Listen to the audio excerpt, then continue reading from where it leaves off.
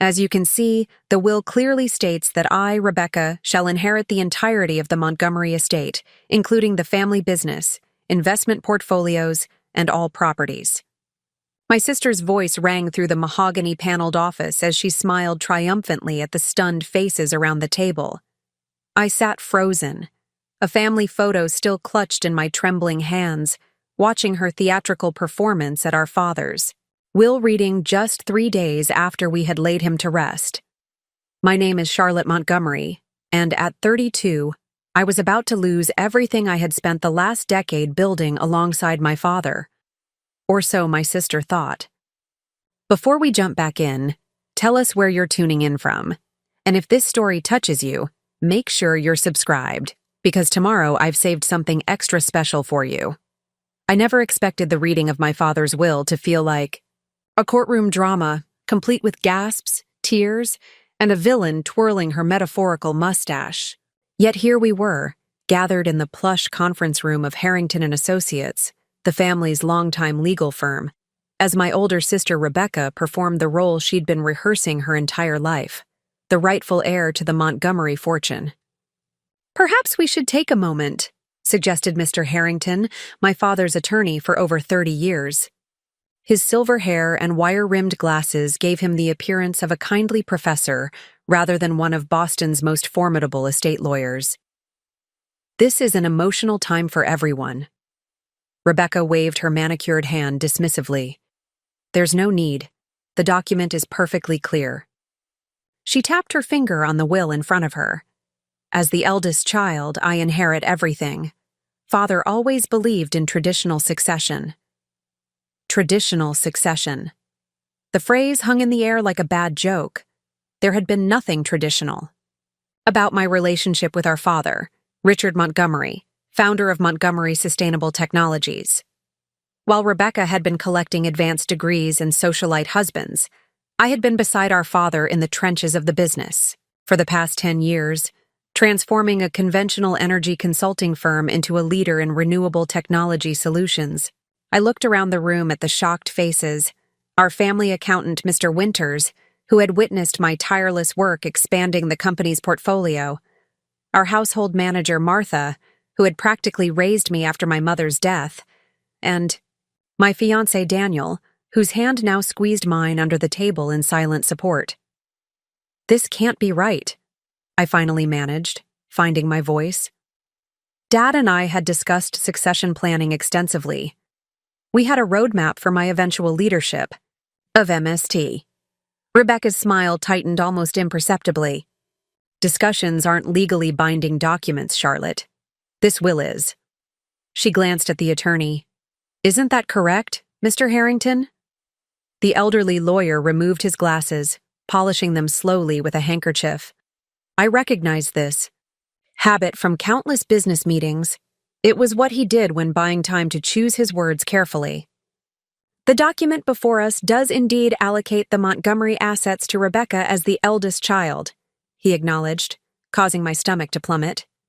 "However—" "Well, that settles it," Rebecca interrupted, gathering her designer handbag. "I'll have my team begin the transition process immediately. Charlotte, I'll need you to prepare a complete briefing on all current projects and client relationships." She spoke as if ordering coffee, not dismantling my career. I stared at her, truly seeing my sister for perhaps the first time. At 38, Rebecca remained strikingly beautiful, with our mother's elegant features and our father's commanding presence. She had always been the golden child, valedictorian, Ivy League graduate, married to hedge fund manager James Parker by 25. Their subsequent divorce had been Boston's most talked-about split until she'd married, and divorced, tech entrepreneur William Harrison 3 years later. What Rebecca had never been, however, was interested in our father's business. During the rare occasions she had joined us for dinner, she had openly described sustainable energy as tediously practical compared to her art curation work in New York. Yet now she sat before me, prepared to take the helm of a company she had never contributed a single idea to. "You don't know the first thing about running MST," I said, working to keep my voice level. You've never even toured our new research facility. Management is management, Charlotte. The company needs strategic leadership, not technical handholding. She checked her watch. I have a flight back to New York in 3 hours. James, reach out to my assistant to arrange the necessary meetings. Our family accountant, a typically mild-mannered man in his 60s, cleared his throat uncomfortably. Rebecca, with all due respect, MST's growth over the past 5 years has been directly tied to Charlotte's development of the microgrid technology division. The clients specifically work with the company because of her expertise and relationships. Rebecca's expression hardened. Then they'll need to adjust their expectations, won't they? I felt something shift inside me, grief giving way to a cold, clarifying anger. This isn't what Dad wanted. You know it, and I know it. What Dad wanted was proper documentation, apparently, Rebecca replied with exaggerated patience. If he had intended anything else, he would have updated his will accordingly. My mind raced through recent conversations with my father. Just 3 months ago, we had discussed the 5-year succession plan over dinner at his favorite steakhouse. You've earned this, Charlie, he'd said, using his lifelong nickname for me. The board respects you. The team follows you. I couldn't be prouder of what you've built. Had it all been empty words? It seemed impossible that the methodical, forward-thinking businessman I knew would leave such a critical transition to chance. Richard Montgomery had contingency plans for his contingency plans. Mr. Harrington, I said, turning to the attorney, when was this will drafted? The lawyer referred to the document. This version was executed 14 years ago, shortly after your graduation from MIT. 14 years ago, before I had joined the company, before we had developed our patented energy storage system, before I had helped transform MST from a regional consulting firm to an internationally recognized innovation leader. That can't be his final will, I insisted. Dad and I met with estate planners last year. He was reorganizing everything after his heart scare. Mr. Harrington's expression remained neutral, though something flickered behind his eyes. This is the most recent will filed with our firm. Rebecca stood, smoothing her immaculate charcoal suit. As difficult as this may be to accept, Charlotte, it seems our father didn't share your assumption about your role in the company's future. Perhaps he had concerns about your leadership capabilities that he spared you from hearing directly. The casual cruelty of her statement momentarily took my breath away. Daniel tensed beside me, but I squeezed his hand, silently asking him to let me handle this. Rebecca, I said calmly, you haven't spoken to Dad more than twice a year for the past decade. You declined his invitation to join the board 5 separate times. You've referred to his life's work as boring at every family gathering. Why would you even want MST? For just a moment, her composed facade cracked, revealing something raw underneath. Not grief for our father, but something harder. Resentment, perhaps. Want is irrelevant. It's about what's rightfully mine, she said coldly. The Montgomery legacy belongs to me as the eldest. That's how it works. The Montgomery legacy isn't about money or titles, I countered. It's about innovation, sustainability, creating technology that makes a difference. Dad built MST to have impact, not to be a trophy. Rebecca's laugh was sharp enough to cut glass. How adorably idealistic. Business is business, Charlotte. Assets are assets. And as of today, those assets are mine to do with as I please. She turned to the attorney.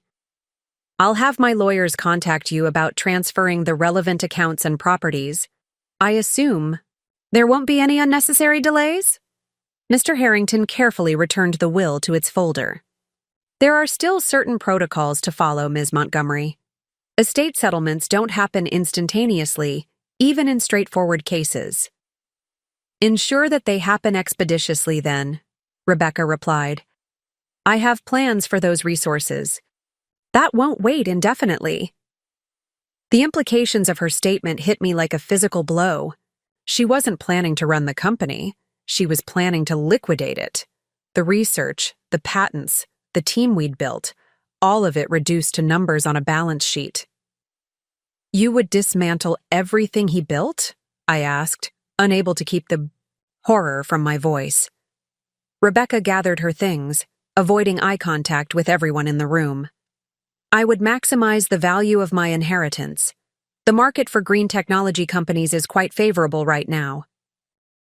As she moved toward the door, I found myself standing, though I had no memory of rising from my chair.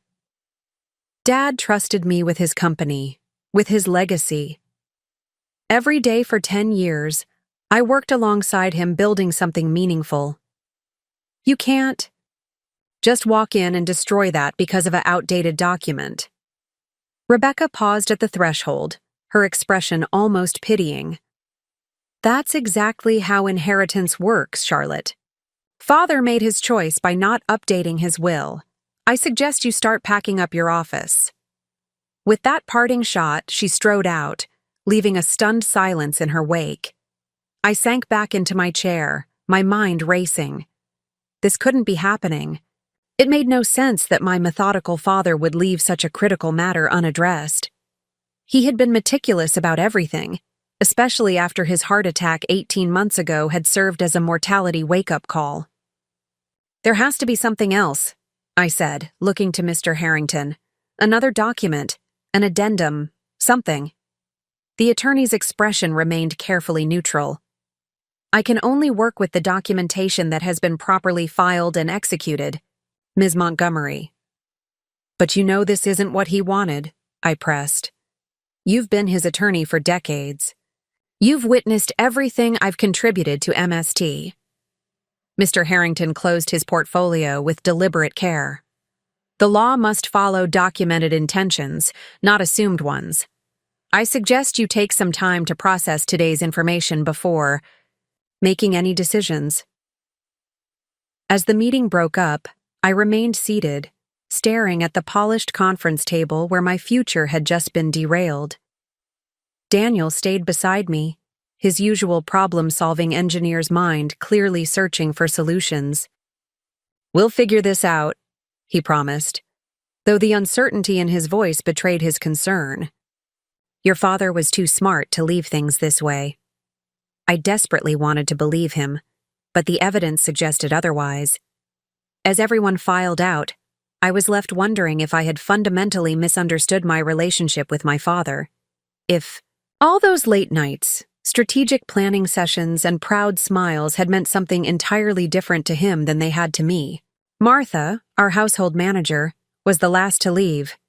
She paused at the door, her kind face lined with concern. "Your father adored you, Charlotte. Don't let today make you question that." As the door closed behind her, I was left alone with the devastating possibility that perhaps I had been building my life on an illusion, that the partnership I thought I'd formed with my father had been nothing more than a convenient arrangement for him, easily discarded when it came to his final wishes. What I didn't know then was that the real story of my father's intentions had only begun to unfold. Preparing and narrating this story took us a lot of time, so if you are enjoying it, subscribe to our channel. It means a lot to us. Now back to the story. The drive back to my father's estate, our family home since I was 8 years old, passed in a blur. Rain pattered against the windshield, mirroring the storm brewing inside me. Daniel offered to come inside, but I needed solitude to process everything. "I'll call you later," I promised, kissing his cheek before stepping out into the drizzle. The sprawling Georgian colonial sat on 3 acres in Wellesley, its brick facade and white columns a fixture of my childhood. As I approached the front door, I noticed Rebecca's rental car already in the circular driveway. My stomach tightened at the thought of another confrontation. Martha met me in the foyer, her expression conveying everything words couldn't. "She's in your father's study," she said quietly, "taking inventory." The words hit like a physical blow. Dad had been gone less than a week, and Rebecca was already cataloging his possessions like items at an estate sale. "How long has she been here?" I asked, hanging my rain-spattered coat on the antique hall tree. Arrived right after the reading. Went straight upstairs. Martha hesitated. Charlotte, there's something you should know. She's brought an appraiser. They're scheduled to arrive tomorrow morning to value the art collection and antiques. I closed my eyes briefly, steadying myself against a fresh wave of anger. The art collection had been my mother's passion, each piece carefully selected during her short but vibrant life. After her death when I was 6, Dad had maintained the collection exactly as she'd arranged it, a living museum to her memory. Thank you for telling me, I said, squeezing Martha's hand. I'll handle it. I found Rebecca in our father's study, a leather-bound notebook open before her as she methodically opened desk drawers, examining their contents. Making yourself at home already? I asked from the doorway. She didn't even look up. Just getting a head start on the inevitable. There's quite a lot to sort through. I stepped into the room, taking in the familiar space. The floor-to-ceiling bookshelves lined with engineering, texts and first-edition novels, the scale model of our first microgrid project, the wall of photographs documenting family milestones and company achievements. The appraiser can wait, I said firmly. We buried Dad 3 days ago, Rebecca. Have some respect. Respect doesn't pay estate taxes, Charlotte. She closed a drawer and made a notation in her book. The IRS won't delay their deadlines because we're grieving. I moved to the desk, placing my hand on its polished surface. This desk had been the command center of our father's life, where he'd sketched his first designs, where he'd taught me calculus, where he'd signed the contracts that transformed our company from regional player to industry innovator. You can't possibly want to sit behind this desk, I said, studying her. You've spent your entire adult life avoiding anything to do with Dad's work. Rebecca finally looked up, her expression unnervingly calm. What I want is irrelevant. What matters is what's legally mine. Why? I demanded. You have your art gallery in New York, your consulting business. You've made it abundantly clear how little you care about sustainable energy. Why take the company away from someone who's dedicated their life to it? A flicker of something, resentment, pain, crossed her face before her neutral mask returned. Perhaps I've reconsidered the value of our father's legacy. You mean the monetary value, I corrected. Martha told me about the appraiser. Of course she did. Rebecca closed her notebook. The loyal family retainer, always taking your side. She's not taking sides. She's concerned about preserving Dad's memory. As am I. Memory doesn't require keeping this mausoleum intact, Charlotte. It's just stuff. It's not just stuff to me, I said, my voice rising despite my efforts to remain calm. This house, the company, they're not just assets to be liquidated. They're everything Dad built, everything we built together.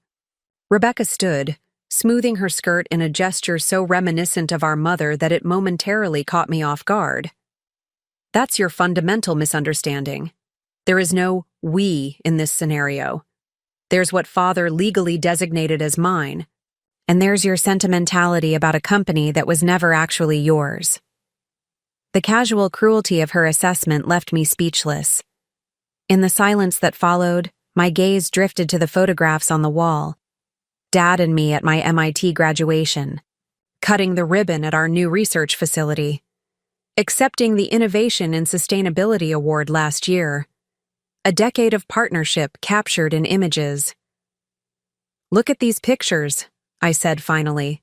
You're barely in any of them. Not because Dad didn't want you there, but because you chose not to be. You rejected every invitation to be part of his life, part of the business. And yet here we are, she replied coolly. Perhaps Father finally recognized that business succession requires objectivity, not emotional attachment.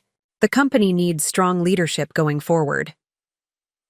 The kind of leadership that plans to break it apart and sell it to the highest bidder?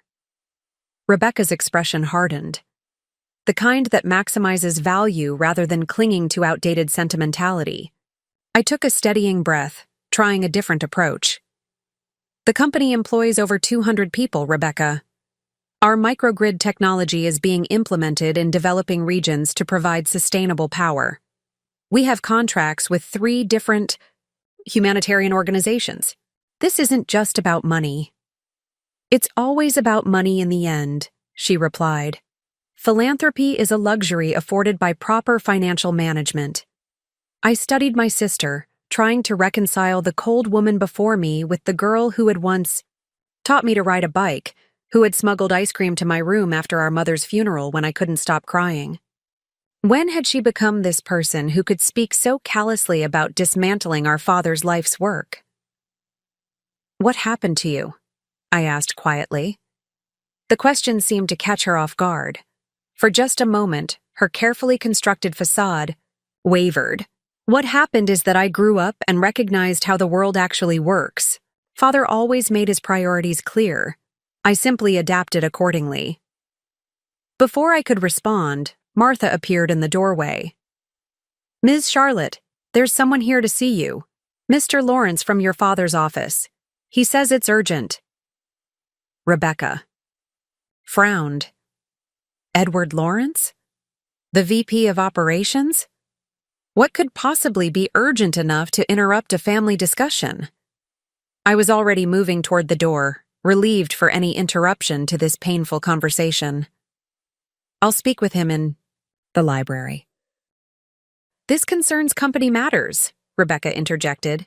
As the new owner, I should be present. The entitled presumption in her tone ignited a fresh spark of anger. The transition isn't complete yet. Until it is, I'm still COO of Montgomery. Sustainable Technologies?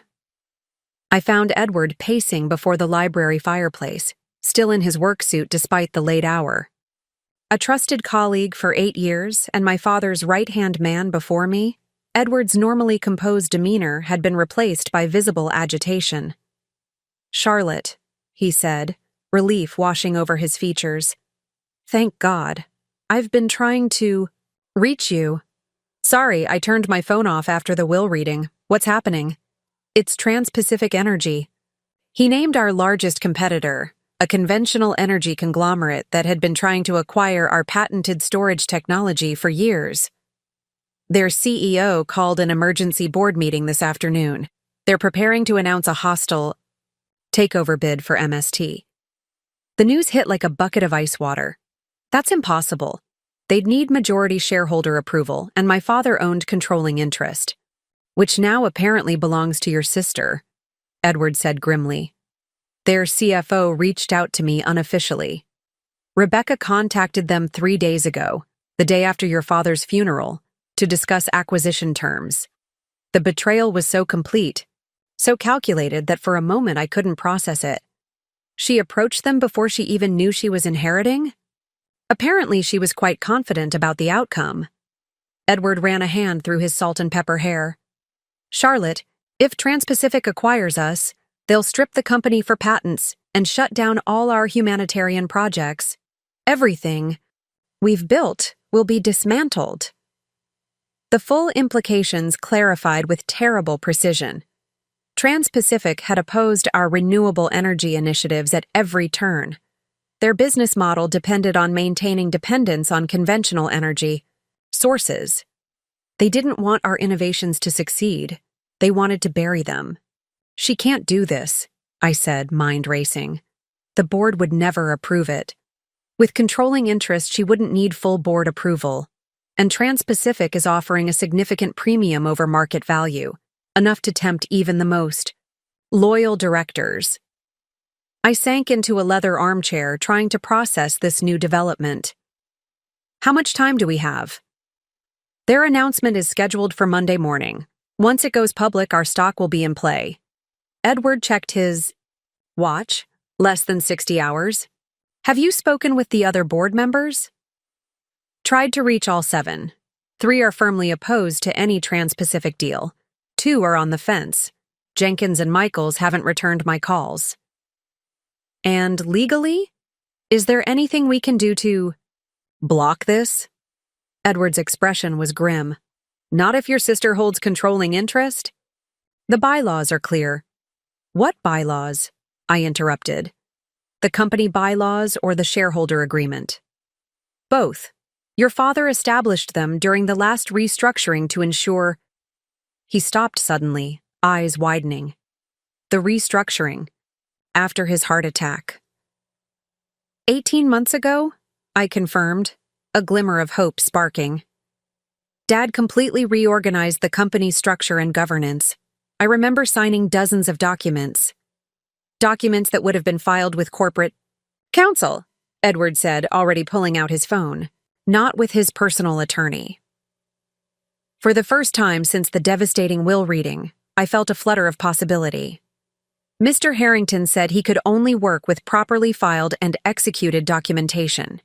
He never specified what documentation he was referring to. I'll call Sullivan immediately, Edward said, referring to our corporate counsel. If your father filed updated governance documents or a shareholder agreement, they would have the records. As Edward stepped away to make the call, I heard footsteps in the hallway. Rebecca appeared in the doorway, her expression icy. Having a little emergency meeting without me? She asked. How inappropriate, considering the circumstances. I stood, facing her directly. Is it true you contacted Trans-Pacific about selling the company? Before Dad was even in the ground? If she was surprised by my knowledge, she didn't show it. I explored potential options. Any responsible business owner would do the same. You're not a business owner yet, I reminded her. And Trans-Pacific has fought against everything our company stands for. They would dismantle our research division and terminate our humanitarian projects. Rebecca shrugged, the gesture so casual it made my blood boil. Business is business. Sentiment has no place in asset management.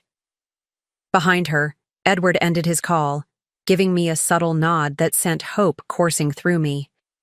We'll see about that, I said, gathering my things. I need to go to the office. At this hour, whatever for. I paused at the doorway. To protect our father's legacy, the real one, not the distorted version you've created in your mind. As I walked away, Rebecca called after me. Don't waste your time fighting this, Charlotte. You'll only make the transition more painful for yourself. I turned back to her, suddenly calm in the face of her calculated cruelty. You know what Dad always said about assumptions in engineering? They're the leading cause of structural failure. Your entire plan is built on assumptions, Rebecca. I wouldn't be so confident if I were you. Her composed expression flickered with the first hint of uncertainty as Edward and I headed for the door. The storm had passed, leaving behind a clear night sky dotted with stars, a good omen, I decided, for the battle ahead. The Montgomery Sustainable Technologies headquarters stood as a testament to my father's vision.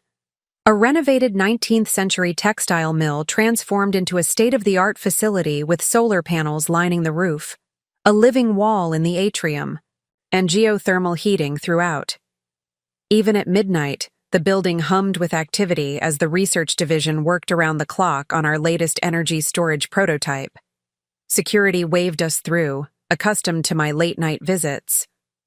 The elevator carried us to the executive floor, where Edward used his keycard to access my father's private office, a space I hadn't been able to bring myself to enter since his passing. I spoke with Sullivan, Edward explained as he switched on the lights. He's meeting us here with whatever documentation he has regarding the restructuring.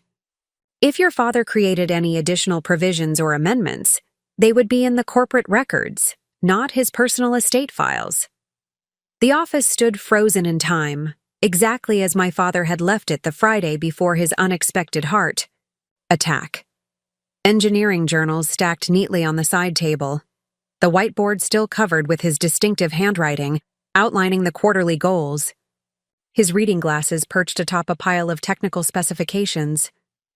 I moved to his desk, running my fingers along the smooth wood. This doesn't make sense, Edward. Dad was methodical about everything. especially succession planning. After his first heart attack, he became obsessed with ensuring a smooth transition. Why would he leave the company vulnerable? He wouldn't, Edward said firmly. Richard Montgomery prepared for every contingency. If there's a plan in place, we'll find it. The office door opened, and James Sullivan entered, our silver-haired corporate counsel carrying a leather document case. His expression was grave but determined as he set the case on the conference table. Charlotte, Edward, he greeted us. I've brought everything related to the restructuring 18 months ago. There's quite a bit to go through. For the next 2 hours, we combed through corporate bylaws, shareholder agreements, board resolutions, and governance documents. The restructuring had been comprehensive, designed to protect the company's mission of advancing sustainable energy solutions regardless of leadership changes. Here, Sullivan said, pointing to a clause in the shareholder agreement. This is unusual. Your father created a special class of voting shares with specific transfer restrictions. I leaned closer, scanning the legal language. What does this mean in practical terms?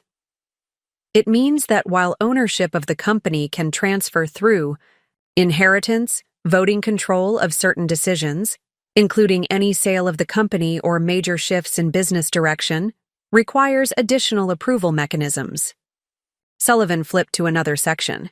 Specifically, any sale of the company or its key intellectual property requires a supermajority vote of the Guardian Committee. Guardian Committee? Edward and I exchanged confused glances. What's that? Sullivan turned to another document.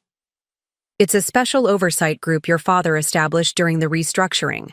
5 members with specific expertise in the company's core technologies and mission. He scanned the page.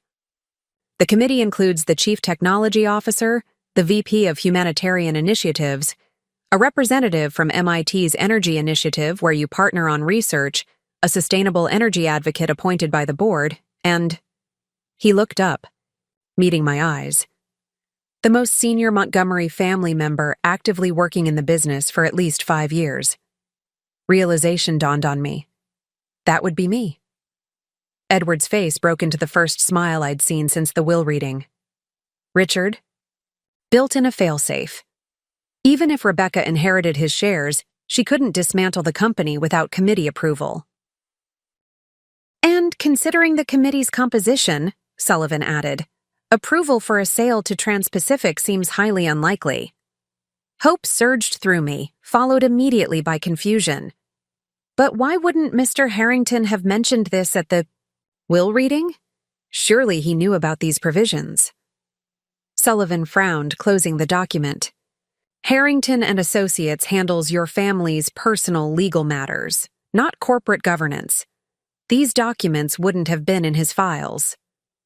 So Rebecca inherits the company on paper, I said slowly, but cannot actually sell it without approval from a committee that would almost certainly vote against any deal with Trans-Pacific. Precisely, Sullivan confirmed. Your father created a sophisticated structure that separates ownership from control over the company's core mission. He hesitated. However, there's something else you should know. These protective provisions expire in certain circumstances. My stomach tightened. What circumstances? If no qualified Montgomery family member is actively working in a leadership capacity at the company for more than 6 months, control reverts fully to the majority shareholder. Sullivan met my eyes. If you were to leave the company, voluntarily, or otherwise, Rebecca would gain complete control after 6 months. The implication was clear. Rebecca might not be able to sell immediately, but she could force me out and simply wait for the protections to expire.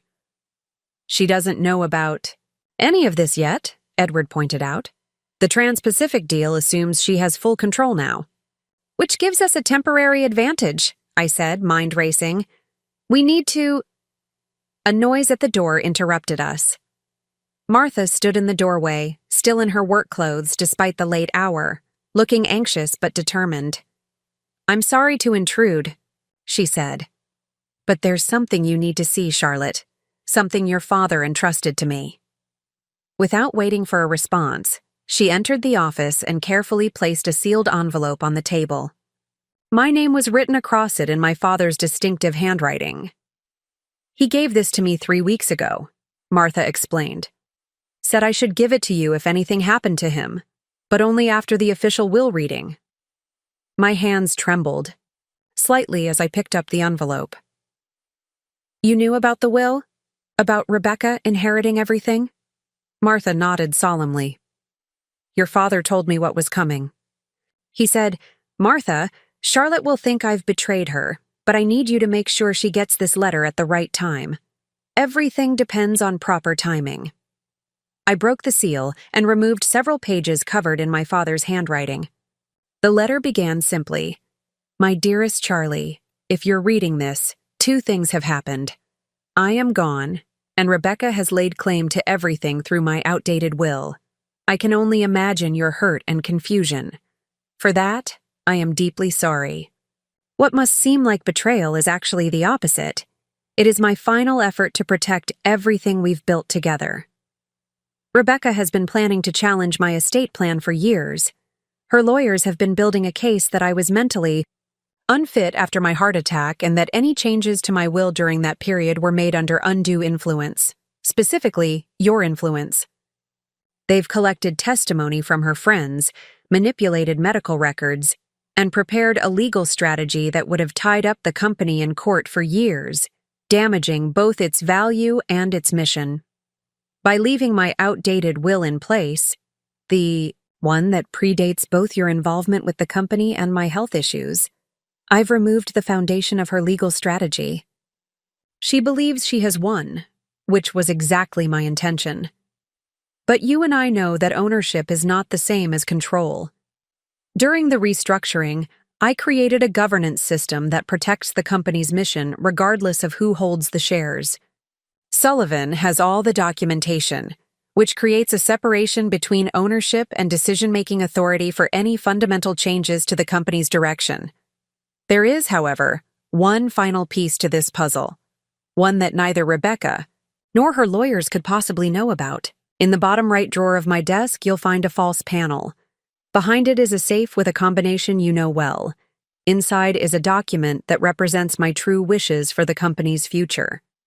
Trust yourself, Charlie. You've earned the right to lead not because you're my daughter, but because you've demonstrated the vision, integrity, and determination that MST needs. I am so very proud of you. All my love, Dad. My vision blurred with tears as I finished reading. Martha squeezed my shoulder gently while Edward and Sullivan waited in respectful silence. I moved to my father's desk and knelt beside the bottom right drawer, pulling it open and feeling along the edges until I found a small indentation. Pressing it revealed a panel that slid away, exposing a compact wall safe. The combination I should know well, I murmured, thinking. Martha smiled. What date did you and your father celebrate every year? Just the 2 of you? Understanding dawned immediately. April 16th, the day I had come home from school, bursting with excitement about my science project on wind energy, and Dad had taken me to his workshop to build a working model.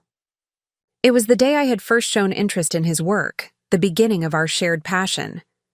I entered RO 416, but the safe remained locked.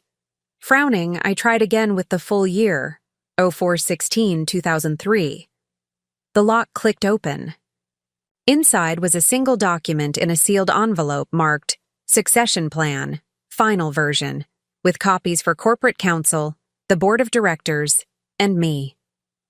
With trembling fingers, I broke the seal and unfolded the papers. The document was dated just 3 weeks before my father's death. A comprehensive succession plan naming me as his chosen successor as CEO of Montgomery Sustainable Technologies, with a detailed transition timeline, strategic objectives, and governance structure. Most importantly, it included a legally executed transfer of his voting shares to me, separate from the inheritance of financial assets. This is a valid share transfer agreement, Sullivan said, reviewing the document. properly executed and notarized. It transfers voting control of your father's shares to you, effective upon his death, regardless of who inherits the underlying financial interest. So Rebecca would still technically own the shares, I clarified, but I would control how they're voted on company matters. Exactly, Sullivan confirmed. She would receive any dividends or financial benefits, but couldn't force a sale or change the company's direction without your approval. It's an elegant solution that gives her the financial assets while preserving your operational control. Why the elaborate scheme? Edward asked. Why not just update his will? Because of her legal challenge strategy, I said, understanding filling me. Dad knew she would tie up an updated will in court, claiming he was mentally incompetent. After his heart attack. This way, the will itself doesn't matter. The share transfer is a separate corporate document that would be much harder to challenge. Martha nodded. Your father was playing chess while Rebecca was playing checkers. He knew exactly what she would do and planned accordingly. For the first time since the will reading, I felt something beyond grief and betrayal. A sense of my father's continuing presence, his strategic mind still working to protect everything we had built together. Does this mean Charlotte is now in control of the company? Edward asked. Sullivan nodded, a smile breaking across his face. It does, effective immediately. The weight that had been crushing me since the will reading began to lift. I wasn't powerless. I hadn't been abandoned or betrayed. My father had trusted me with his greatest creation. He had simply needed to be strategic about how he transferred that trust. Trans-Pacific won't be happy, Edward warned. They've likely spent considerable resources preparing for this acquisition. Neither will Rebecca, I added, the momentary elation giving way to pragmatic concerns. She'll challenge this arrangement. She can try, Sullivan said confidently. But your father created a nearly bulletproof structure. The share transfer agreement is separate from his estate, properly executed when he was demonstrably of sound mind, and consistent with his documented succession planning going back years. It would be extraordinarily difficult to invalidate. I gathered the documents, my mind already shifting from defense to offense. We need to inform the board immediately and prepare a statement rejecting any potential offer from Trans-Pacific. And Rebecca? Martha asked quietly. I paused, considering. My sister had effectively declared war, approaching Trans-Pacific, before our father was even buried, planning to dismantle everything he had built. The hurt and anger were still raw, but underneath them, a deeper understanding was emerging. She deserves to hear this from me directly, I decided. Before the board, before any public statements. Whatever has happened between us, we're still family. As we prepared to leave, I took one last look around my father's office, the space where he had taught me not just about engineering and business, but about integrity, perseverance, and strategic thinking. He hadn't abandoned me. He had entrusted me with protecting his legacy through the most challenging test it had ever faced. Thank you, Dad, I whispered, before turning off the lights and stepping into the corridor where the others waited, ready to implement the plan my father had, so carefully designed, not just for the company's future, but for mine. Dawn broke over Boston as I drove back to the Montgomery estate, the document case secure on the passenger seat beside me. The morning light cast long shadows across the manicured grounds, the dew-covered lawn glistening like scattered diamonds. This property had been in our family for 3 generations, a legacy of perseverance rather than privilege. My grandfather had purchased the land when it was nothing but overgrown fields, building the house room by room while establishing the engineering consultancy that would eventually evolve into Montgomery Sustainable Technologies. My father had expanded both, renovating the colonial structure while transforming the company from a traditional engineering firm into a pioneer in renewable energy solutions. Now it fell to me to protect and advance what they had built. The weight of that responsibility settled on my shoulders, not as a burden, but as a mantle I had been preparing to wear my entire professional life. I found Rebecca in the sunroom, already dressed in a tailored navy suit despite the early hour, typing rapidly on her laptop with a coffee cup at her elbow. Her overnight bag stood packed by the door. "Leaving so soon?" I asked, setting my father's document case on the glass table between us. She glanced up, her expression cool. "I have meetings in New York this afternoon. The art world doesn't pause for family drama." "Neither does corporate governance," I replied, taking the seat across from her. "We need to talk about Trans-Pacific energy." Her fingers stilled on the keyboard, the only indication that my words had impacted her carefully. Maintained composure. "I'm not sure what Edward Lawrence has been telling you, but preliminary discussions with potential buyers are perfectly standard when assessing asset value." Preliminary discussions that began before Dad was even buried? With a company that has actively lobbied against renewable energy initiatives for the past decade? I kept my voice level, watching her reactions. "That's not standard practice, Rebecca. That's betrayal." She closed her laptop with deliberate care. "Dramatic language doesn't change financial reality. Trans-Pacific is offering a substantial premium, 30% above current market valuation. The board would be negligent to dismiss such an offer without consideration." "The board won't be considering the offer at all," I said, opening the document case and removing the share transfer agreement. "Because I'm officially rejecting it on behalf of Montgomery Sustainable Technologies." Rebecca's perfectly sculpted eyebrows lifted slightly. "You don't have the authority to make that decision. The will was quite clear." "The will addressed Dad's personal assets," I acknowledged, sliding the agreement across the table. "This addresses corporate governance. It's a separate matter entirely." She picked up the document, scanning it with increasing disbelief. The color drained from her face as she reached the signature page with its official notarization. "This can't be legal," she finally said, her voice tight. "It contradicts the will." "Not at all. You still inherit the financial interest in Dad's shares. Any dividends, any appreciation in value. What this document does is separate that financial interest from voting control." I leaned forward. "Dad transferred voting rights to me 3 weeks before his death, as part of a comprehensive succession plan that he had been developing since his first heart attack." Rebecca's perfectly manicured nails dug into the document. "I'll challenge this. My attorneys will have it invalidated within a week." "You're welcome to try," I said calmly. But Dad anticipated that move too.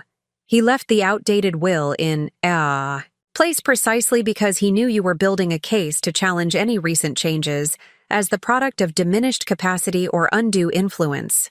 For the first time since our confrontation began, genuine shock registered on Rebecca's face. "How could you possibly know that?" In answer, I placed our father's letter on the table. "He knew what you were planning, Rebecca. The outdated will was bait. He let you think you had won so you would reveal your true intentions for the company." She didn't touch the letter, but her eyes darted across the visible portions of my father's handwriting. "This is absurd. You've clearly fabricated these documents in desperation." "The share transfer agreement has been filed with corporate counsel, the board of directors, and the SEC, I replied. "Its authenticity is beyond question. You're welcome to verify with any of them." Rebecca stood abruptly, pacing toward the windows that overlooked the garden our mother had designed decades ago. For several minutes she was silent, her back to me, shoulders rigid with tension. "Why?" she finally asked, her voice unusually quiet. "Why would he do this? Create this elaborate scheme rather than simply telling me his wishes?" The question contained a vulnerability I hadn't heard from my sister in years. I chose my words carefully. "Because he knew you wouldn't accept them," I said gently. "The last time you spoke about the company, really spoke about it, was during that terrible fight at Thanksgiving 5 years ago. You told him his life's work was a monument to technological obsession rather than meaningful contribution. Those words hurt him deeply. Rebecca turned, surprising me with the raw emotion in her expression. And yet now I discover he left me the financial interest, but not the control. What exactly was the point of that distinction if he thought so little of my business judgment?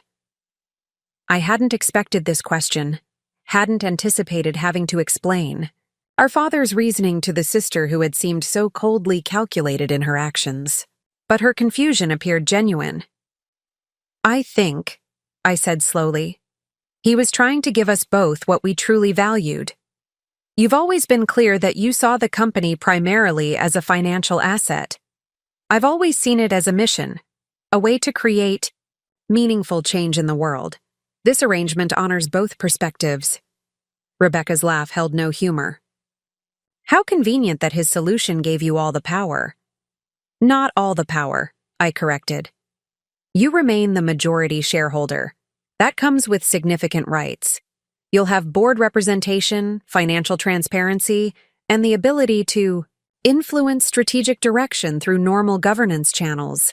What you won't have is unilateral authority to dismantle everything he built.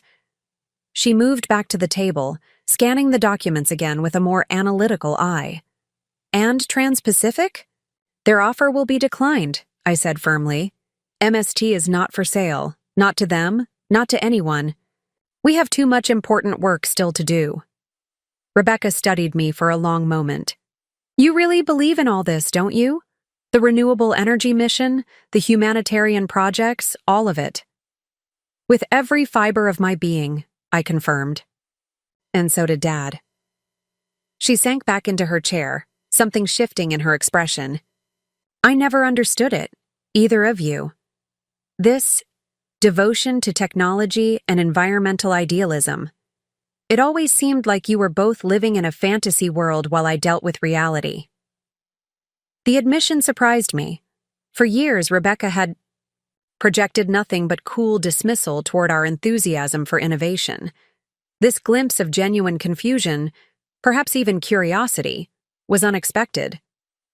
Would you like to? I asked impulsively. Would I like to what? Understand it. What we've been building. Why it matters. I checked my watch. The research facility is 20 minutes from here. I could show you what we're working on. What you now partially own. No strings attached, just information. Suspicion flashed across her features. Why would you do that when I just tried to sell the company out from under you? It was a fair question. Why was I extending this olive branch to someone who had demonstrated such callous disregard for everything I valued? The answer came from a memory. Rebecca, at 16, helping me with my science fair project the week our mother died, staying up all night to finish the display when grief had overwhelmed me. Somewhere beneath the hardened exterior was the sister, who had once cared deeply about family. Because despite everything, you're still my sister, I said simply. And Dad believed you deserved to benefit from his life's work, even if he couldn't trust you with controlling it. I'm trying to understand and honor that distinction. Something complicated passed across Rebecca's face, skepticism giving way to reluctant curiosity. Fine, she said after a pause. Show me this miraculous technology that supposedly justifies preventing a highly profitable sale. We'll take my car, I offered, relieved that she had agreed. But first, I need to make a quick call.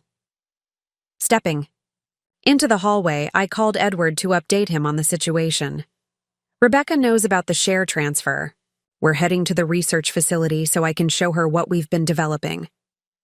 Are you sure that's wise? Edward asked, concern evident in his voice. She was ready to sell us out yesterday. She's still a major shareholder, I reminded him. Better she understands what she owns than remains completely alienated from it. Have Dr. Lin prepared to demonstrate the microgrids. Your father would be proud of your approach, Edward said after a pause. He always believed in building bridges rather than walls, even with difficult people. Especially with difficult people, I corrected with a small smile, remembering Dad's favorite saying. Anyone can collaborate with easy partners. The real test of leadership is finding common ground with challenging ones.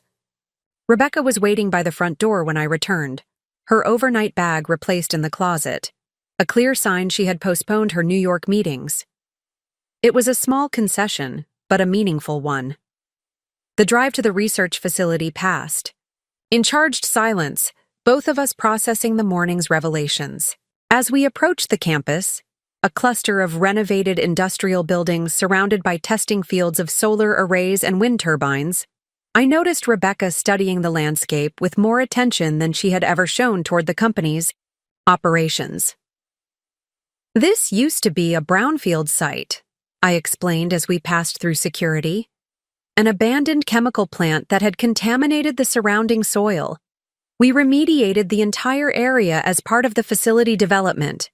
Expensive, Rebecca observed, the financier in her automatically calculating costs. And worth every penny, I countered. It demonstrated our commitment to environmental restoration while providing a perfect testing ground for our technologies. The contamination remediation process actually led to one of our most successful patents, a solar-powered soil treatment system now being used at industrial sites around the world. As we parked, Rebecca's attention was drawn to a group of students touring one of the testing fields. School field trip? Engineering fellows, I corrected. We partner with local universities to provide hands-on training for graduate students specializing in renewable energy. Many of our best innovations have come from these fellowship programs. Inside the main building, the industrial architecture had been preserved but modernized. Exposed brick walls and steel beams complemented by cutting-edge technology and open collaborative workspaces. Researchers and engineers moved purposefully through the facility, their energy palpable even at this early hour. Dr. Lin, our head of research and development, met us in the central atrium. A brilliant engineer with a perpetual smile and boundless enthusiasm. She had been one of my father's first hires when transitioning the company towards sustainable energy. Ms. Montgomery, she greeted me warmly before turning to my sister. And Ms. Montgomery as well. This is a pleasant surprise. We rarely see you at the facility. First time, actually, Rebecca admitted, taking in the bustling activity around. I say Charlotte thought I should see what I partially own. If Dr. Lin was surprised by this candid acknowledgement, she didn't show it. Perfect timing. We're conducting final testing on the third-generation microgrid today. Follow me. She led us through the facility to a cavernous testing lab where a compact arrangement of solar panels, battery components, and control systems was being monitored by a team of engineers. The setup was deceptively simple in appearance, about the size of 2 shipping containers combined. This doesn't look particularly revolutionary, Rebecca observed skeptically. Dr. Lin's smile widened. That's precisely the point. This system can provide reliable electricity for a community of 5,000 people using renewable sources, at a third of the cost of traditional infrastructure, with components that can fit in a standard shipping container for deployment anywhere in the world. She gestured toward a wall of monitors displaying data from field tests. We currently have prototype systems operating in rural communities across 3 continents, places that never had reliable electricity before. Children studying after dark for the first time. Medical clinics able to refrigerate vaccines. Small businesses operating equipment that was previously impossible. The pride in her voice was unmistakable, and I watched carefully as Rebecca absorbed the information, her expression thoughtful rather than dismissive. Trans-Pacific has been trying to acquire this technology for years, I explained quietly. Not to deploy it, but to shelve it. It threatens their entire business model of centralized energy production and distribution. Rebecca turned to me, her financial acumen connecting the dots. That's why they were willing to pay such a premium. This isn't just about acquiring a competitor, It's about preventing disruption to their core business. Exactly, I confirmed. If they controlled this technology, it would never reach the communities that need it most. For the first time since our confrontation began, I saw genuine understanding dawn in my sister's eyes, not just of the business implications, but of the human impact behind our work. It wasn't agreement, not yet, but it was a beginning. "Show me more," she said, surprising me with what sounded almost like genuine interest. "I want to understand exactly what I almost sold." For the next 3 hours, I guided Rebecca through every division of Montgomery Sustainable Technologies. The executive floor where strategic decisions were made. The engineering labs where innovations were tested and refined. The project management center where implementations around the world were monitored in real time. With each stop, I watched my sister's expression shift from skeptical to contemplative. In the Advanced Materials Laboratory, Dr. Patel demonstrated our newest solar panel coating, a nanomaterial that increased efficiency by 22% while reducing manufacturing costs. This makes solar economically viable even in regions with less consistent sunlight, he explained, displaying comparison data on nearby monitors. We're targeting a 30% price reduction within 18 months. Rebecca studied the financial projections with her analyst's eye. The market impact would be substantial. Every percentage point reduction in cost exponentially expands the potential customer base. Exactly, Dr. Patel beamed, pleased by her quick grasp of the implications. Sustainability only succeeds at scale, which requires economic viability, alongside environmental benefits. In the Humanitarian Projects Division, we reviewed a digital map displaying our implementation sites across developing regions. Green dots representing operational microgrids, yellow for those under construction, and red for communities on the waiting list. Each of these green dots represents approximately 5,000 people with reliable electricity, often for the first time, explained Samira Nair, our Director of Global Initiatives. Many of these communities previously relied on diesel generators, running a few hours daily, expensive, polluting, and unreliable. Rebecca moved closer to the display, studying the distribution pattern. There are hundreds of sites. 827 active installations, Samira confirmed, with another 300 scheduled for completion this year. The profit margins must be minimal, Rebecca observed, her financial instincts automatically calculating returns. On the humanitarian projects specifically, yes, I acknowledged. We operate those at just above cost. But the technological advancements and field testing from these implementations drive innovations that benefit our commercial applications, where margins are substantial. We ended the tour in the company museum, a room my father had insisted on creating to document both our successes and failures. Display cases showcased prototypes from various stages of development, while wall panels told the story of Montgomery Sustainable Technologies, from its origins as a traditional engineering firm to its current position as a renewable energy pioneer. Dad believed we should celebrate our failures alongside our achievements, I explained, gesturing toward a case containing several damaged components labeled Lessons in Material Limitations. Each of these represents a design approach that didn't work, and the knowledge gained from understanding why. Rebecca paused before a photograph of our father at 26, standing proudly before the company's original office, a converted gas station with a hand-painted sign. "I barely remember this place," she said softly. "I must have been 4 or 5 when he moved to the downtown office." "You used to draw pictures on his blueprints," I recalled, surprised by the sudden memory. "He kept one framed in his office for years. Your crayon doodles all over a structural analysis." A ghost of a smile touched her lips. "He called it my first contribution to the company." The smile faded as quickly as it had appeared. That feels like several lifetimes ago. We arrived at the timeline wall displaying key milestones in the company's evolution. Near the center was a photograph that caught Rebecca's attention. our father cutting a ribbon at the opening of the research facility, with a teenage Rebecca grudgingly standing beside him while I bounced excitedly on his other side. "I remember that day," she said, studying the image. "I was furious about having to cancel plans with friends to attend this corporate photo opportunity." "You made that abundantly clear," I recalled with a small laugh. "Dad bribed you with a new car to get you to smile for the cameras."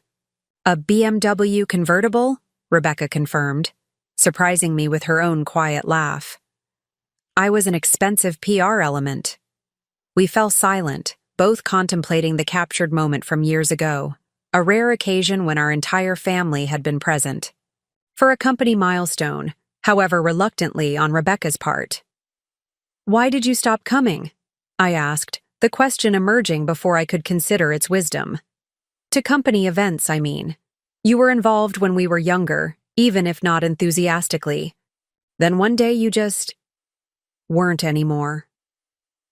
Rebecca's expression closed slightly, her professional mask slipping back into place. For a moment, I thought she would deflect the question or respond with her usual dismissive coolness. Instead, she moved to a bench in the center of the room and sat, gathering her thoughts. "Do you remember Mom's gallery?" she asked unexpectedly. The question caught me off guard. Our mother had owned a small art gallery in the city's South End before her death, a space I had only vague memories of visiting as a young child. "Barely," I admitted. "I was only 6 when she died." "It was magical," Rebecca said, her voice softer than I'd heard in years. "Small, but perfectly curated. Artists would come from all over to show their work there, because Mom had an eye for emerging talent before anyone else recognized it." I sat beside her, sensing we were approaching something important. "I didn't realize you remembered it so clearly." "It was my favorite place in the world," she continued. "I spent every afternoon there after school, helping Mom arrange exhibitions, listening to her talk with artists about technique and inspiration. She was teaching me about art and curation, preparing me to perhaps take over someday." Understanding began to dawn. And then she was gone. Rebecca nodded, her perfectly composed facade showing rare cracks. "Dad sold the gallery within months. He said he couldn't bear to keep it without her, but he never asked how I felt about it. I was losing not just my mother, but the future I had imagined with her." "You were only 10, I said gently. "He was trying to protect you from painful reminders." "Perhaps," she acknowledged. "But after that, it was all about the engineering firm.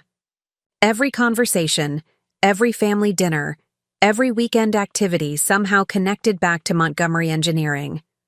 My interests in art and culture were treated as nice hobbies, but never taken seriously. The message was clear. The company was the Montgomery legacy that mattered." I had never considered this perspective before. How differently we had experienced our childhood home dominated by our father's passion for his work. For me, it had been an invitation into an exciting world of innovation. For Rebecca, it had apparently felt like the erasure of her connection to our mother and her own distinct interests.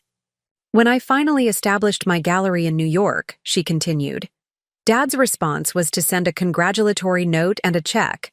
Generous, but completely impersonal. No visit, no real interest in what I was building. Meanwhile, he was attending every science fair and engineering competition of yours, beaming with pride."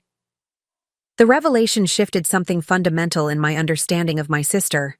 Her coldness toward the company, her apparent disinterest in our father's work. These weren't simply personality traits, but responses to feeling sidelined. Her passion for art treated as secondary to the engineering legacy. "I had no idea you felt that way," I said honestly. "I always thought you just weren't interested in what we were doing." "I wasn't," she admitted.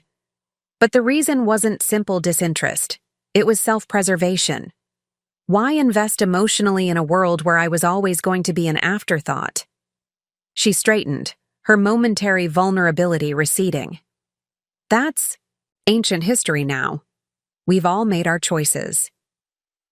including Dad's final choice to give you financial ownership while protecting operational control, I noted. Maybe he understood more than either of us realized. Rebecca considered this, studying a nearby display showcasing the company's financial growth over 3 decades. Perhaps, she conceded, though his methods leave something to be desired in terms of transparency. That we can agree on, I said with a rueful smile. I wish he had trusted us enough to have an honest conversation about succession rather than these elaborate posthumous reveals. A notification chimed on my phone. A reminder of the emergency board meeting scheduled for noon to address the Trans-Pacific situation. Reality intruded on our moment of unexpected connection. I need to prepare for the board meeting, I explained, standing. They'll be expecting clarification about the leadership transition and a definitive response to Trans-Pacific's approach. Rebecca rose as well, smoothing her already immaculate suit. And what will that response be now that you're in control? A firm rejection of any acquisition offer, I said without hesitation, along with a request for the board's support of the succession plan Dad put in place. Which positions you as CEO? She observed, her tone neutral rather than accusatory. Yes, I confirmed, with a commitment to maintaining our strategic direction, focusing on both commercial success and humanitarian impact. Rebecca was quiet for a moment, her analytical mind clearly processing everything she had seen and learned throughout the morning. The humanitarian projects, she finally said, they're genuinely impressive. I didn't expect the scale or impact of what you've built. Coming from my pragmatic, profit-focused sister, this acknowledgement felt monumental. Thank you, I said simply. That means a lot. Don't misunderstand, she added quickly. I still believe there are more financially efficient approaches to running this company, but I can see why breaking it apart would destroy something meaningful. It wasn't a full endorsement of our mission, but it represented a significant shift from her previous position. The tour had accomplished what I had hoped, giving Rebecca a clearer understanding of what she had almost dismantled. What will you do now? I asked as we walked toward the exit. Challenge the share transfer? She considered the question carefully. I need to consult with my attorneys about the legal standing of these arrangements. Your explanation makes rational sense, but verification is only prudent. Of course, I agreed, respecting her need for due diligence. Sullivan can provide any documentation they require. As we reached my car, Rebecca paused, turning to face me directly. Regardless of the legal outcome, I want you to know that I'm withdrawing my agreement with Trans-Pacific. Whatever happens with control of the company, I won't be the one to sell it to them. The concession surprised me, a peace offering I hadn't expected after years of emotional distance and the recent conflict. Thank you, I said sincerely. That means more than you know. Don't mistake this for sentimentality, she cautioned, though without her usual sharpness. It's simply sound business judgment based on new information. The long-term value of MST's innovations clearly exceeds the short-term gain from Trans-Pacific's offer. I smiled, recognizing the olive branch disguised as rational analysis. My sister would never admit to being moved by the human impact of our work, but she had found a way to acknowledge its value within her own framework. Sound business judgment works for me, I assured her. As we drove back toward the estate in more comfortable silence than before, I realized that while the legal documents had secured the company's future, perhaps more important progress had been made in rebuilding a connection with my sister. The foundation was fragile, based more on mutual understanding than genuine reconciliation, but it was a beginning. The relationship, like so many aspects of my father's legacy, would require careful cultivation to flourish. But for the first time in years, I felt hopeful that both the company and the family might find a path forward together, each honoring their distinct parts of the Montgomery legacy. The Montgomery Sustainable Technologies boardroom fell silent as I finished presenting the succession documents. Around the polished teak table sat 9 individuals who collectively guided our company's strategic direction: 4 independent directors, 3 executive officers, my father's empty chair, and now me.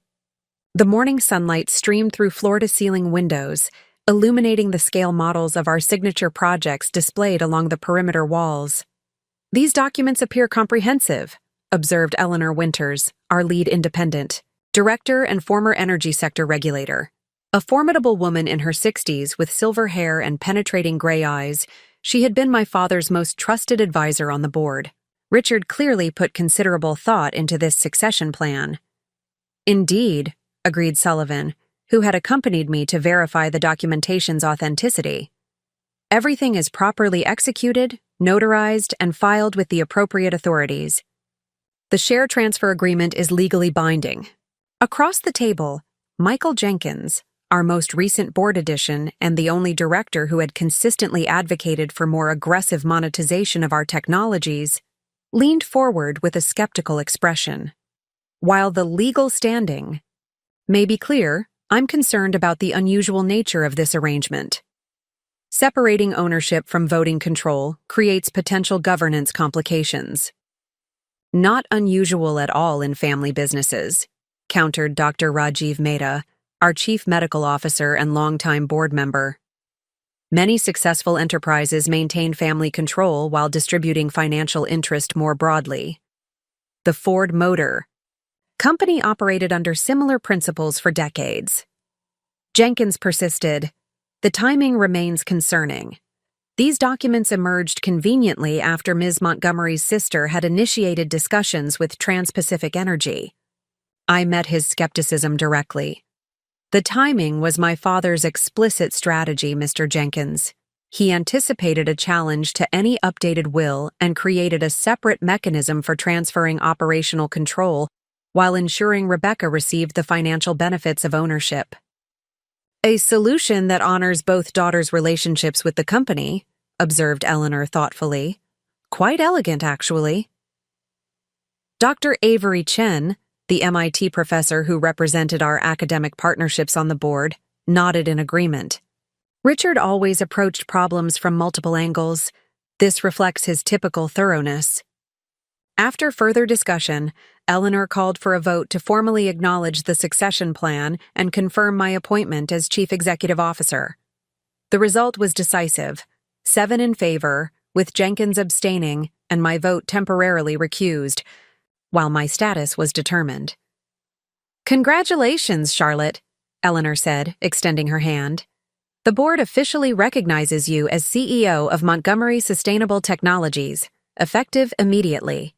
A wave of emotion washed over me. Relief mingled with profound responsibility. This was no longer about defending my position. It was about leading the company forward. "Thank you for your confidence," I said, my voice steadier than I expected. "I'm committed to honoring my father's vision while addressing the challenges ahead." The next agenda item addressed Trans-Pacific's anticipated hostile takeover attempt. I outlined the situation clearly, including Rebecca's withdrawal of her preliminary agreement. Despite my sister's changed position, Trans-Pacific may still proceed with their plans, I explained. Their interest in acquiring our technology remains strong, regardless of who controls the voting shares. Dr. Chen frowned. Their acquisition strategy has always troubled me. Their public commitment to renewable energy contradicts their lobbying efforts against emission regulations. Precisely, I agreed.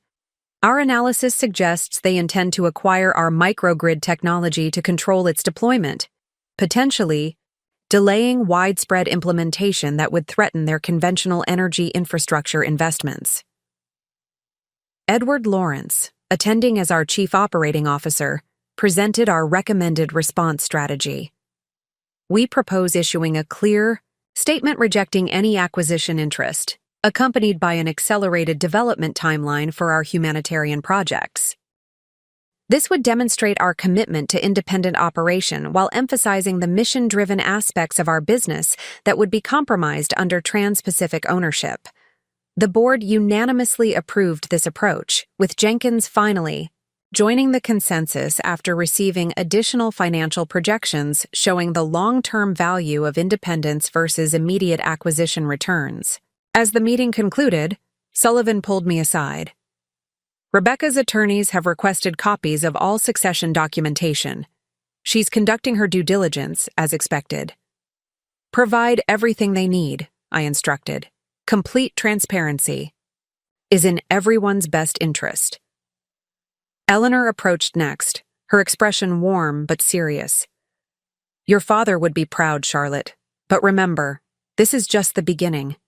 The leadership transition will face scrutiny from all quarters: employees, investors, competitors.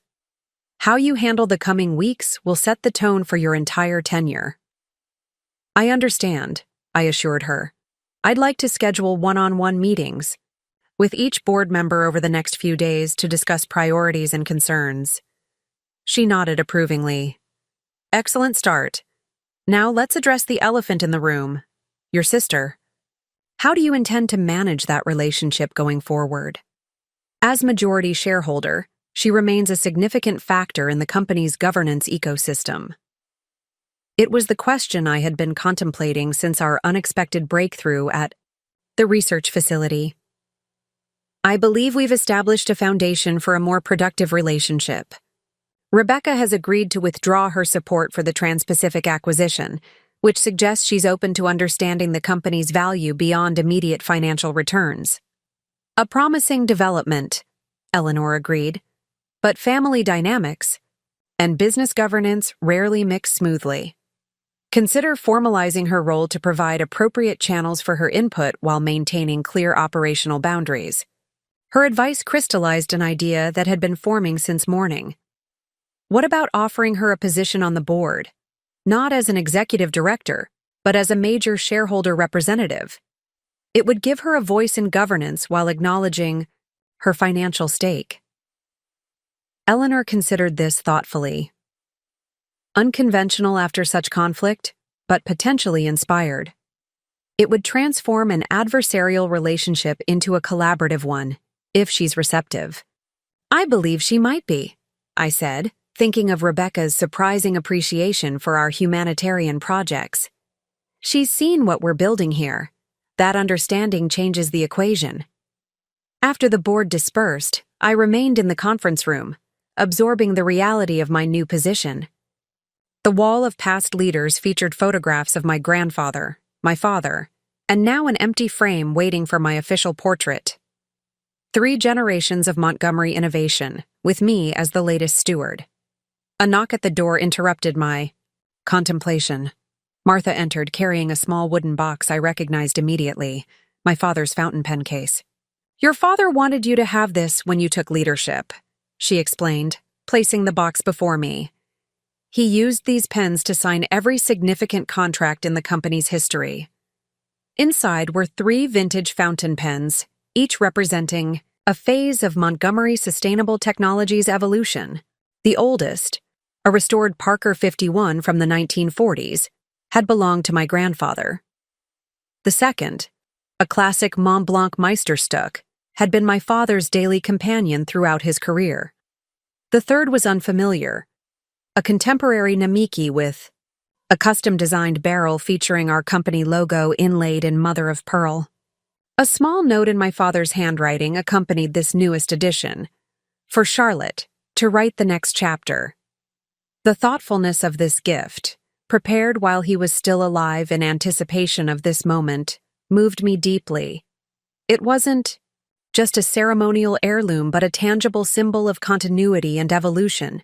Each generation building upon the foundation laid by those who came before, while adding their unique contribution. My assistant appeared at the door. Your 11 o'clock is here.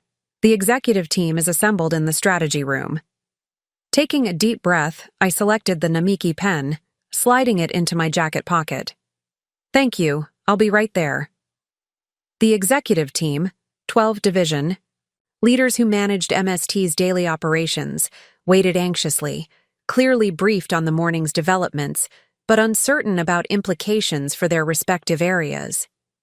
These were the individuals who would translate vision into implementation, whose support would be essential for successful leadership transition. "Thank you all for coming on such short notice," I began, taking my position at the head of the table. Not my father's usual seat, but the adjacent one. A subtle acknowledgement that I would lead differently while honoring his legacy. I outlined the succession plan, the board's confirmation of my appointment, and our unified response to Trans-Pacific's acquisition attempt.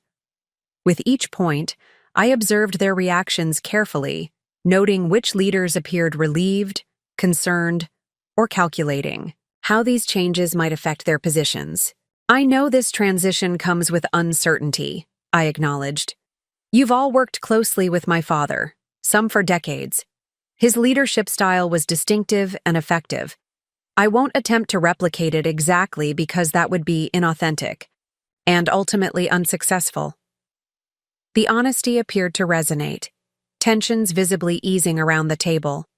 "Instead," I continued, "I intend to build on his foundation while bringing my own perspective to our challenges. To that end, I'll be meeting individually with each of you over the next 2 weeks to discuss your priorities, concerns, and ideas." Dr. Lin, who had so enthusiastically guided Rebecca through our research facility that morning, raised her hand. "What about the third-generation microgrid deployment schedule? We're prepared to accelerate production if that remains a priority." "Not just a priority," I confirmed, "but our central focus for the coming quarter. The board has approved our recommendation to accelerate humanitarian deployments as a tangible demonstration of our continued independence and mission." This announcement generated visible enthusiasm among the team, particularly from those who had championed our humanitarian initiatives against occasional resistance from more commercially focused executives. As the meeting progressed to operational details, I found myself settling into the leadership role with increasing comfort. My decade of preparation, observing my father, gradually assuming greater responsibility, building relationships throughout the organization, provided a foundation that steadied me through this abrupt transition. By meeting's end, the initial anxiety had transformed into cautious optimism. Several executives lingered afterward to share specific project updates or offer congratulations. Their support wasn't universal. I noted a few whose loyalty would need to be earned rather than assumed, but the overall response suggested the transition could succeed. As the day continued, I addressed one constituency after another: our communications team to craft the public announcement, our investor relations director to prepare market updates, our legal department to finalize responses to Trans-Pacific's anticipated maneuvers. Each interaction built momentum for the transition while reinforcing the message of continuity amid necessary evolution. By late afternoon, I had reclaimed enough mental space to consider the most delicate relationship requiring attention, Rebecca. Despite our morning breakthrough, the legal and emotional complexities of our new arrangement demanded careful navigation. I found her in my father's study at the estate, reviewing financial documents with focused attention. Her laptop displayed spreadsheets analyzing MST's historical performance compared to industry benchmarks. "Doing your homework?" I asked, setting down a tray with 2 cups of tea, Earl Grey with lemon, which had been our mother's favorite. Rebecca looked up, her expression unreadable. "Due diligence. Your board presentation was impressive, according to my sources." "The directors recognized Dad's clear intentions," I acknowledged, taking the chair across from her.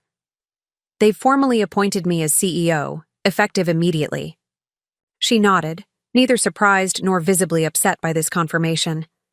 "Sullivan provided the documentation my attorneys requested. They're reviewing everything now." I pushed 1 teacup toward her. "And your preliminary assessment?" Rebecca accepted the cup, her gesture toward civility matching mine. "The share transfer agreement appears legally sound. Dad was methodical, as always." "And your position regarding Trans-Pacific?"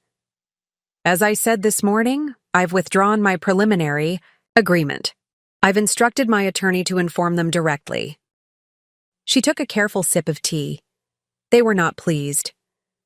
I could imagine the reaction from the multinational energy conglomerate that had believed it was on the verge of acquiring our innovative technology, only to have the opportunity evaporate. They may still pursue a hostile approach. Unlikely to succeed given the governance structure Dad created, Rebecca observed with dispassionate analysis. The supermajority requirements for any acquisition approval make their path nearly impossible. Without your support. Her clinical assessment of the situation reinforced my impression from the morning. Rebecca might not share my emotional investment in the company's mission, but she possessed a razor-sharp understanding of business dynamics. This perspective, so different from my own, could be valuable if properly channeled. I've been considering your position going forward, I said, deciding to present the board idea directly. As majority shareholder, you have a legitimate interest in the company's governance, even with voting rights separated. Rebecca's eyebrow lifted slightly. I anticipated being relegated to a purely passive investor role.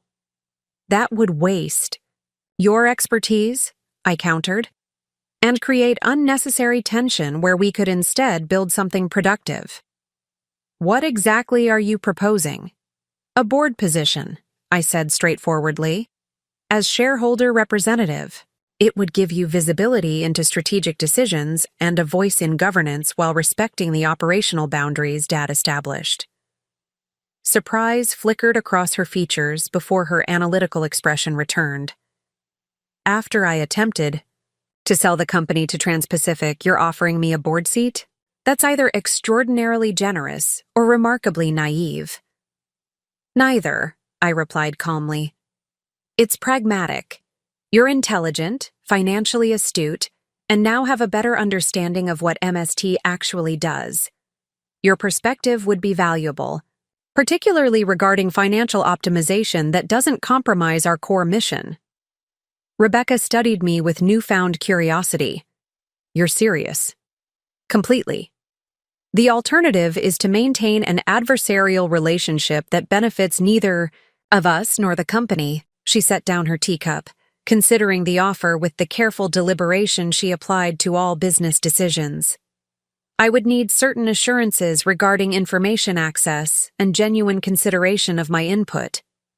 Reasonable expectations for any board member, I agreed.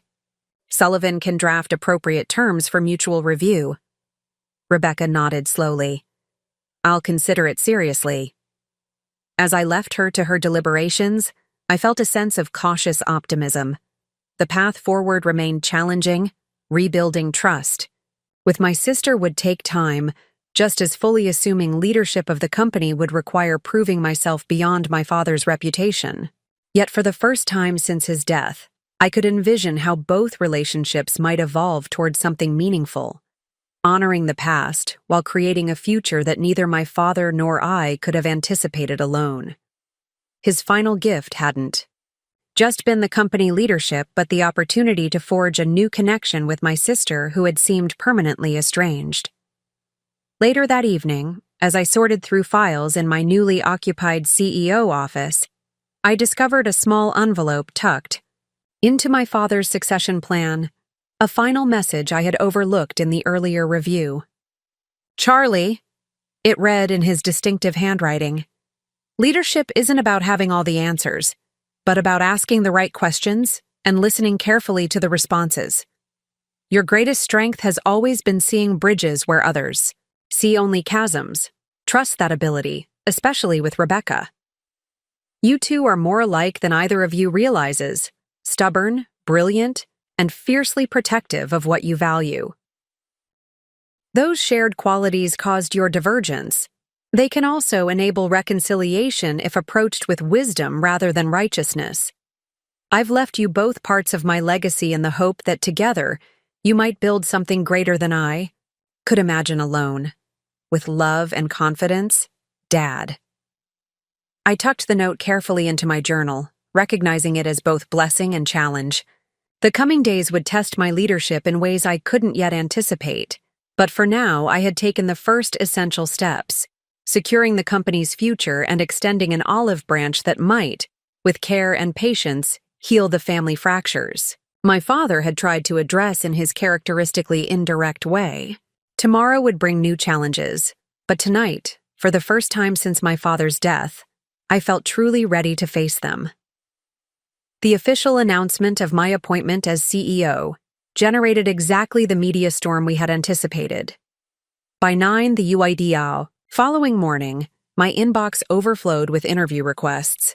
My phone buzzed constantly with congratulatory messages, and our corporate communications team had established a command center to manage the public narrative. The financial press is focused on the unusual share structure, explained Diane Matthews, our head of communications, during our morning briefing. The Wall Street Journal is calling it Montgomery's innovative succession solution. Bloomberg has requested an exclusive on the governance arrangement. And the technology publications? I asked, scanning the media summary she had prepared. They're more interested in what this means for our development roadmap, Diane replied, particularly whether the leadership transition will accelerate or delay the next generation microgrid deployment. I considered our media strategy carefully. Schedule the Bloomberg interview for tomorrow. They'll give the governance structure fair treatment.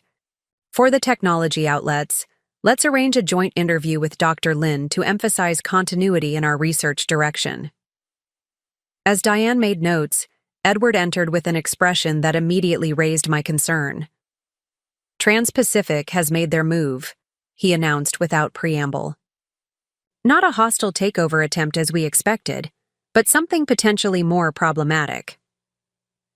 He handed me a press release scheduled for distribution within the hour.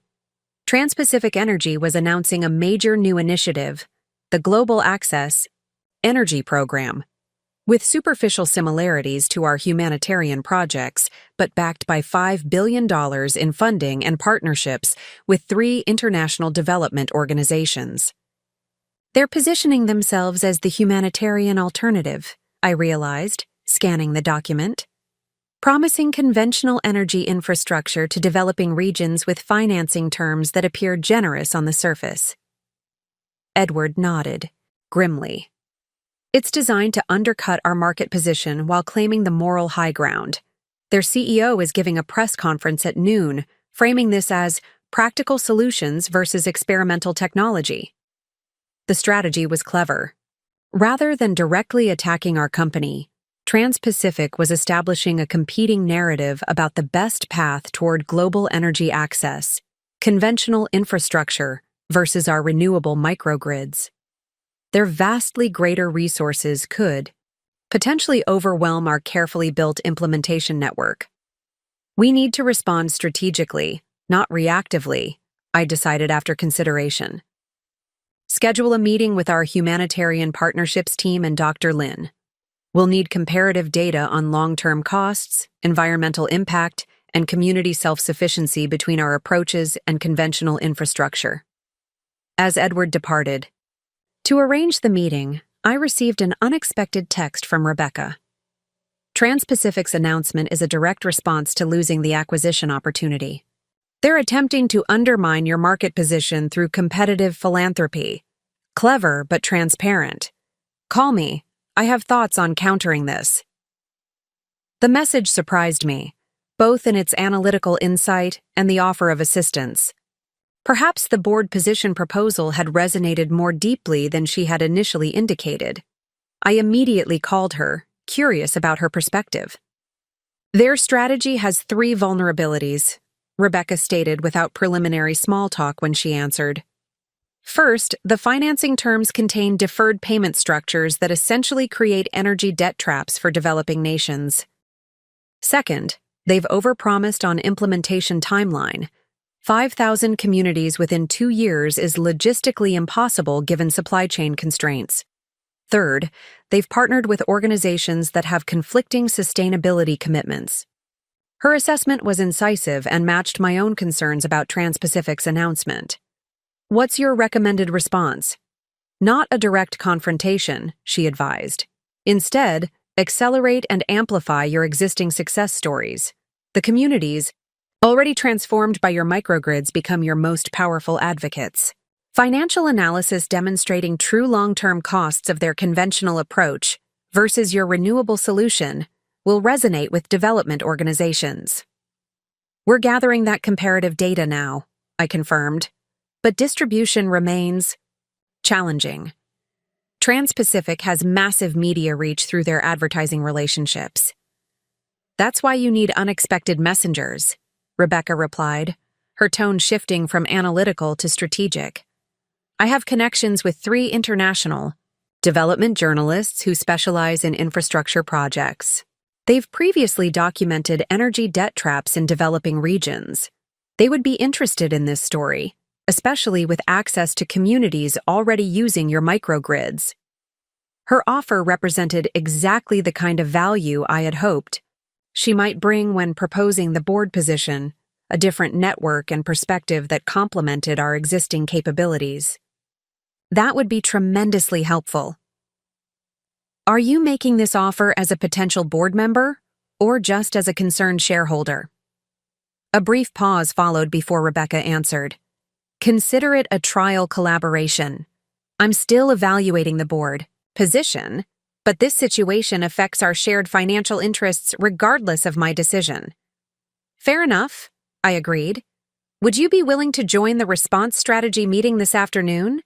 Your financial analysis skills would be valuable in dissecting the true costs of their approach. Another brief hesitation. Send me the details. I'll attend remotely. The strategic response meeting convened in our largest conference room that afternoon, bringing together an eclectic team, our humanitarian projects leaders, financial analysts, communications specialists, and Dr. Lin representing the technical division. Rebecca joined via video conference, her New York penthouse visible in the background. Trans-Pacific's announcement presents both threat and opportunity. Began addressing the assembled team. They're attempting to position conventional energy infrastructure as the pragmatic humanitarian solution, while characterizing our renewable approach as experimental and impractical. The timing is clearly retaliatory, observed Samira from Humanitarian Projects. They've never shown interest in development work before losing the acquisition opportunity. Precisely, I agreed.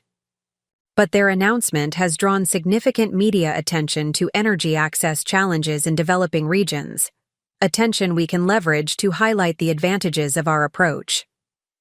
Dr. Lin presented technical comparisons between conventional infrastructure and our microgrid solutions, emphasizing self-sufficiency, maintenance requirements, and environmental impact. Samira followed with implementation case studies from communities already transformed by our technology. When Rebecca's turn came, she shared her screen to display a sophisticated financial analysis of Trans-Pacific's proposed program. Their financing structure essentially creates perpetual dependence, she explained, highlighting sections of their announcement documents. Communities must purchase fuel continuously at rates that escalate over time, while maintenance requirements ensure ongoing service contracts with Trans-Pacific subsidiaries.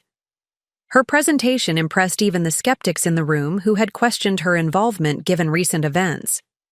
Her analysis was thorough, precise, and damning, revealing the program as a thinly disguised market expansion strategy rather than genuine humanitarian initiative. The critical question, Rebecca concluded, is which story reaches key decision-makers in development organizations and government funding agencies. Trans-Pacific has advertising resources, but you have something more valuable, demonstrable: success and genuine independence from fossil fuel supply chains. The collaborative energy in the room shifted the dynamic from defensive reaction to strategic opportunity. By meeting's end, we had developed a comprehensive response plan, not attacking Trans-Pacific directly, but rather amplifying our existing successes through carefully selected channels while providing third-party analysis of the long-term implications of both approaches. As the team dispersed to implement various aspects of the plan, Rebecca remained on the video conference. That was surprisingly productive, she observed. Your team is competent. Coming from Rebecca, this constituted high praise. They're exceptional, I agreed. Each brings different expertise but shares commitment to the mission. Mission-driven organizations often sacrifice financial discipline for idealism, she noted. That doesn't appear to be the case here. Your operational metrics are impressive considering the challenging implementation environments. Her acknowledgement of our business fundamentals represented significant progress from her previous dismissal of our work as impractical idealism. We've worked hard to ensure sustainability in both environmental and financial terms. The mission fails if the business model doesn't support continued innovation. Rebecca's expression remained analytical, but had lost some of its characteristic skepticism. I've been reviewing the quarterly projections and 5-year strategic plan. Your growth trajectory is ambitious but supported by reasonable assumptions. Does that influence your thinking about the board position? I asked directly. It does, she admitted after a moment's consideration, as does the response to today's competitive challenge. Your team demonstrated adaptability I hadn't expected. Then you'll accept the position? Rebecca straightened in her chair, the business negotiator reasserting herself. I have conditions. First, I want full transparency on financial and strategic decisions, not just the sanitized versions presented at typical board meetings. Second, I expect my input on efficiency and monetization opportunities to receive serious consideration, even when it challenges conventional thinking. Third, I want a defined role in investor relations appropriate to my position as majority shareholder. The requests were substantial but reasonable, focusing on information access and meaningful participation rather than control. Those terms are acceptable, provided you acknowledge the operational boundaries established by the share transfer agreement and commit to supporting the company's core mission, even while advocating for financial optimization. Agreed, Rebecca Siu said without hesitation. I have no interest in micromanaging daily operations or undermining the company's fundamental purpose. My concern is ensuring maximum sustainable value creation within that framework. With that exchange, a new chapter in both our professional and personal relationship began. Not based on complete trust, which would require more time to rebuild, but on mutual respect for each other's distinct capabilities and acknowledgement of our shared interests in the company's success. Up next, you've got 2 more standout stories right on your screen. If this one hit the mark, you won't want to pass these up. Just click and check them out. And don't forget to subscribe. And turn on the notification bell so you don't miss any upload from us.